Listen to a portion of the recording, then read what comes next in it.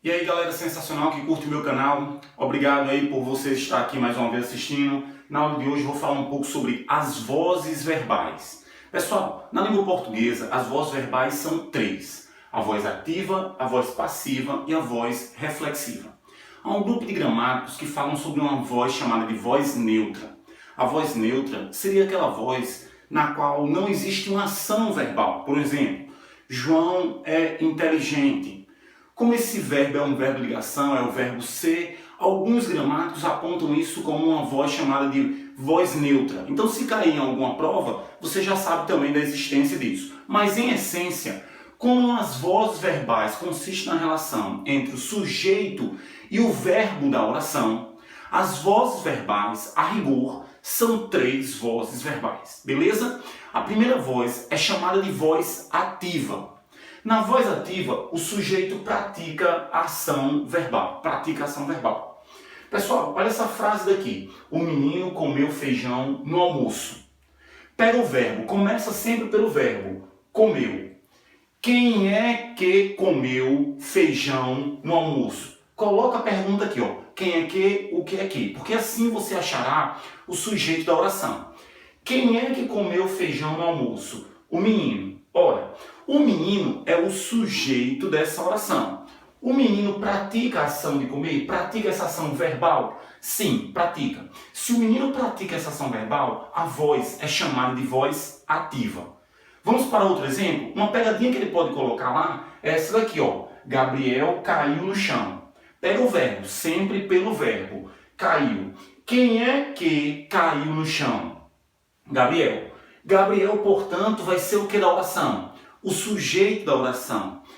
Eu sei que aqui pode haver uma confusão. Gabriel caiu no chão, dá uma ideia de que ele está sofrendo a ação. Ele pode sofrer fisicamente, mas verbalmente ele pratica a ação de cair. Então a voz aqui também é uma voz ativa. Eu tinha estudado verbo. Quem é que tinha estudado verbo? Eu. Eu pratico a ação de ter estudado verbo. Então, o sujeito pratica a ação. Todas as vezes em que o sujeito pratica a ação, essa voz é chamada de voz ativa. A segunda voz verbal é chamada de voz passiva. E a passiva é legal, porque a passiva pode ser dividida em passiva sintética ou então em passiva analítica. A passiva sintética, olha esse macetezinho aqui, sempre vai ter o se. Não existe voz passiva sintética sem o se. Esse se, inclusive, é uma partícula apassivadora. Olha bem, abre-se a janela. Quem é que abre-se? Ou o que é que abre-se? A resposta é a janela. A janela, portanto, é o que da oração? O sujeito da oração. E a janela pratica a ação de abrir ou ela sofre? Ela sofre essa ação. Abre-se a janela. Esse sujeito, ele não é um agente, ele é um sujeito paciente, ele sofre a ação. E esse sizinho, o que é que esse sizinho é? Partícula apassivadora. Observe, alugam-se salas comerciais. Quem é que aluga-se? A resposta fica meio obscura, meio difícil, mas se você perguntar o que é que aluga-se, a resposta vai ser salas comerciais. Salas comerciais, portanto, é o sujeito da oração.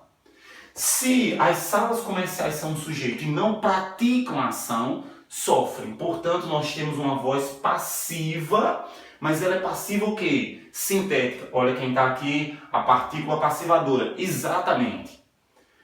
Cara, a outra voz passiva é chamada de voz passiva analítica.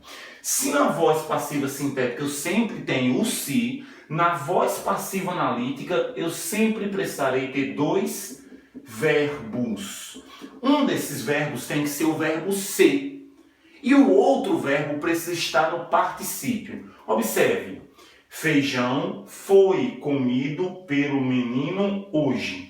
Eu tenho dois verbos aqui. Eu tenho um verbo ser e o outro verbo comido. Foi comido. O que é que foi comido? Feijão. Feijão, portanto, é o sujeito da oração. E esse sujeito não pratica, esse sujeito recebe a ação de ser comido. Aqui há inclusive um cara novo, pelo menino, que é o cara que pratica a ação na voz passiva analítica. Ele é chamado de agente da passiva. Por que agente? Porque é o cara que age, vem do verbo agir. É o agente dessa voz passiva que existe na passiva analítica. Perceba, por isso que aqui, ó, Gabriel caiu no chão. Quem é que caiu no chão? Ah, Rodrigo, eu acho que o sujeito sofre ação. Então você acha que essa voz é passiva. Só que para ser passiva, ela precisaria ser passiva o quê? Sintética. Ou então passiva o quê? Analítica. Ela não pode ser passiva sintética. Por que não pode? Porque não tem a partícula passivadora, percebe? E nem passiva analítica, porque não há dois verbos. Um sendo o verbo ser, mais um verbo no particípio, terminado em ado ou em ido. A terceira voz verbal é chamada de voz reflexiva. Na voz reflexiva, o sujeito pratica e ao mesmo tempo que pratica, ele sofre ação. Por exemplo, se você diz, Rodrigo riscou-se. Quem é que riscou? Rodrigo. Ele pratica a ação de riscar. E quem é que sofre a ação? Rodrigo também. Rodrigo pratica a ação e Rodrigo sofre a ação. Portanto, a voz é reflexiva. Observe, o professor riscou-se.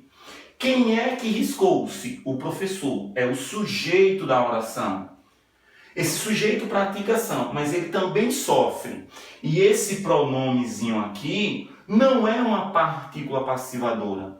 Esse pronome é chamado de pronome reflexivo. Pronome reflexivo. Galera, então essa foi a nossa aula de hoje. Na ativa, o sujeito pratica ação. Na passiva, sofre. Lembre-se, passiva pode ser sintética ou passiva analítica. E a voz reflexiva é quando o sujeito pratica e sofre ação. Espero que você tenha gostado desse vídeo. Se gostou, curte aqui. Se não gostou, descurte também, tá ok? Comenta aqui, seus comentários são muito importantes para que nós possamos fazer um trabalho cada vez melhor. Se você não está inscrito ainda no canal, inscreva-se no canal para que eu possa ajudar você a conquistar seus objetivos aí. Espero que você se dê bem na sua prova amanhã. Espero que você se dê bem na prova do concurso. Espero que você se dê bem no Enem. Um forte abraço. Um abraço sensacional, galera, para você.